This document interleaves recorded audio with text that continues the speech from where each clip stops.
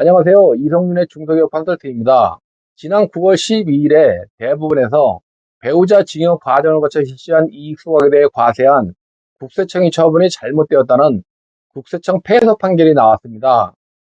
경기도의 모 중서법院에서 대표이사의 가지금 해결을 위해 대표이사의 배우자가 보유 중인 지분을 배우자 징여성공자 한도를 활용하여 6억 원까지는 징여세 없이 대표이사인 배우자에게 증여하고, 수증자인 대표이사는 해당 주식을 법인에 양도한 후 이익소각을 실시하여 양도한 대금으로 대표이사 가지익금을 변제해야 했는데, 국세청에서는 이를 조세회피를 목적으로 진행한 것이며 실질과 괴리되는 비합리적인 형식이나 외관에 불과하다면서 2021년 7월 과세 처분을 하였고, 과세 처분을 받은 회사는 국세청 심사 청구를 거쳐 국세청을 상대로 2022년에 조세 불복 소송을 제기한 것인데, 2년을 걸친 끝에 1심과 2심 판결에 의해 대법원 판결까지 승소한 것입니다.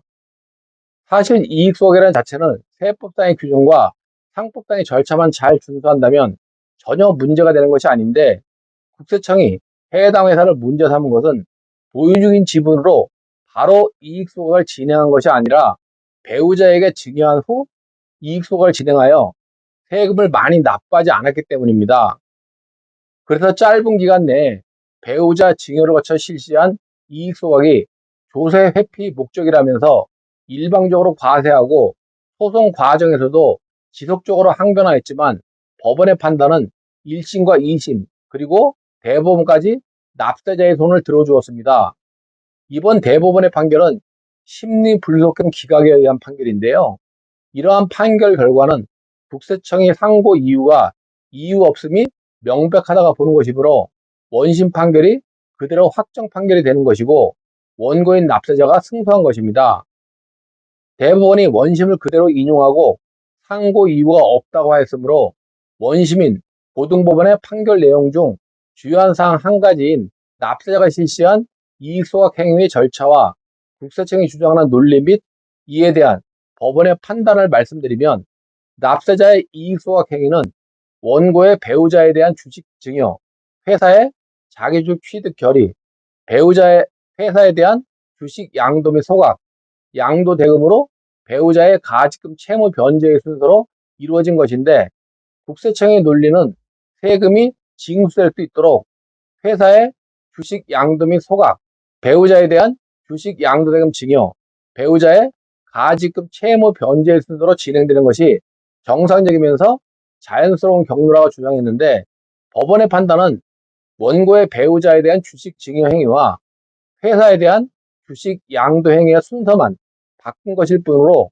배우자의 가지금 채무를 변제하는 동일한 경제적 목적을 달성하기 위하여 선택할 수 있는 여러 거래 방식에 해당하는 것으로서, 국세청의 논리대로 원고가 먼저 회사의 주식을 양도하고 그 대금을 배우자에게 증여하여야 하는 것만이 합리적인 것이고, 주식을 증여하여 배우자로 하여금 회사의 주식을 양도하고 대금을 받도록 하는 것은 비합리적인 것이라고 단정할 근거는 없다고 하면서, 오히려 그중 보다 조세 부담이 적은 거래 방식을 선택하여 동일한 경제적 효과를 거두려고 하는 것은 납세 의무자의 합리적 이유가 있는 통상적인 행태에 부합한다고 판시한 것입니다.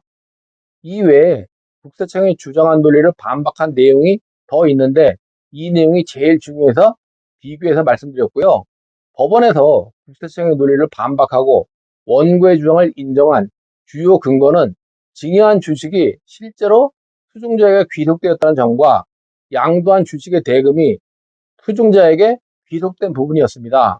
따라서 앞으로 배우자 증여동의자를 활용하여 자사후 취득이나 이익소각을 진행하는 경우에는 증여받은 주식이 수증자에게 귀속되었다는 부분의 입증과 반드시 양도대금은 수증자가 사용해야 한다는 점을 유념하시기 바랍니다. 또한 세무당국에서는 이와 같은 절세 사례를 막기 위해 이미 소득세법을 개정하여 2025년 1월 1일부터는 주식을 증여한 경우에 수증자는 증여일로부터 1년이 경과한 후에 양도를 해야 증여가액을 취득가액으로 인정받을 수 있도록 되었으니, 2025년부터는 이 부분도 잘 준수하시기 바랍니다.